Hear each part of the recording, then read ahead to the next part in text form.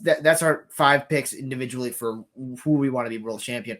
Now to a little bit of a more sour note. I want you to shit on yourself, you bitch. Vince McMahon. I know a little late to the party, only a little late, but it's still reprehensible. Fucking wild. Not surprising, but still fucking wild that these texts came out and that this entire thing is happening. I'm glad he's kind of getting his due. A man who deserved to be taken out of power probably a long fucking time ago is now getting his due diligence.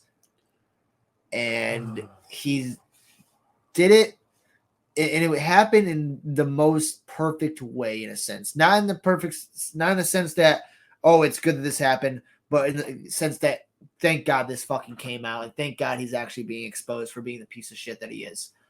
Yeah, I know, but with Vince, what creates this entire thing of like 50-50, not even 50, it's not 50-50, but like fucking 95-5. The only reason he has that 5% of like, damn, this sucked that it had to be him was because he's the one who created wrestling for us. And that is what's so fucking bittersweet about this, because it's like, you want to, when you think of the creator of wrestling, when you think of the creator of your passion, you want to look at him in good regard, and you want to look up to him as, damn, I'm so grateful that he existed.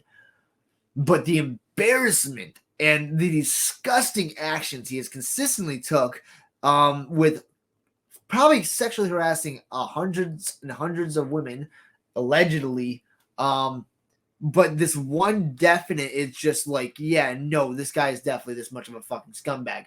Making it so that when we look back on the entire product and the entire peak era of everyone's favorite childhood memories, the Attitude Era, you can't look at it the fucking same because of this fucking cancer little sore that decided to take his fucking power and put it onto someone that's parents had just fucking died, and they met each other in a fucking hotel, and then he immediately saw and heard her fucking story, and instead of seeing her as another human being that needs empathy, decided to use his money and power to fucking take her and put her underneath his fucking thumb, which really is the most fucking disgusting thing. And he decided to put her underneath his fucking asshole and decided to fucking just use her. Just fucking use her. Like, I just genuinely don't understand as another human being how you can do that to someone. It's disgusting. It's reprehensible. And it's just fucking, quite frankly, embarrassing as a wrestling fan to have that fucking person, that one of the top people, be representing wrestling in general. Not that I don't think me going out in public saying I'm a wrestling fan, they're going to immediately think of Vince McMahon shitting on a woman. But my thing is just internally, it's the fucking seed that made the tree, and it's fucking rotten. The part that caught me off guard was Brock Lesnar. Brock Lesnar is another thing, which is like, this past 2 years has been a resurgence in a sense of his personality and the reception the fans have given him. His return was fucking amazing, and he did a lot for a lot of fucking people. And now the person that put over your main star, in a sense, is now shown to have like, oh, I'll sign this contract if I can use this fucking girl. Which I just don't get it. Like, I don't even understand the dynamic of like using someone. If you want to have intimacy with someone, you'd hope that they'd want to do it with you as well, full consenting. Yeah, you wouldn't want to fucking sign a fucking contract to their body. Like, that makes no fucking sense. And the fact that it was like to sweeten the deal shows the depravity and the objectification of this fucking woman. I fucking genuinely hate Vince McMahon in a lot of senses, and it sucks that a part of me likes and appreciates the character, but at the same time, he's never being put in the fucking Hall of Fame. No. And Brock Lesnar is probably, hopefully, honest to God, sadly, but hopefully going to fucking die in obscurity, but he probably fucking won't because of the mark that he's left on wrestling. That's the main fucking issue.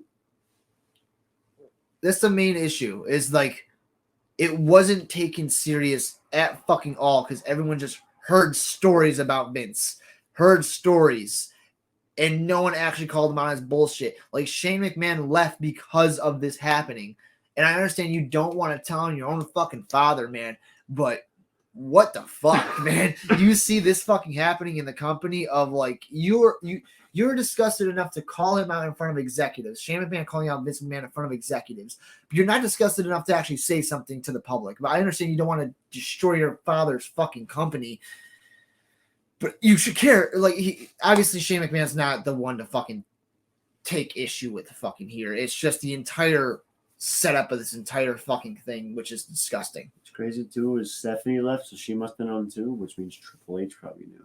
Yeah, which is like, that's another thing. Triple fucking H and the reception to the press conference, which I understand it's like within a span of 24 to 48 hours of this news coming out, the fucking press conference, Triple H handled that so fucking poorly that even Cody had a better fucking response.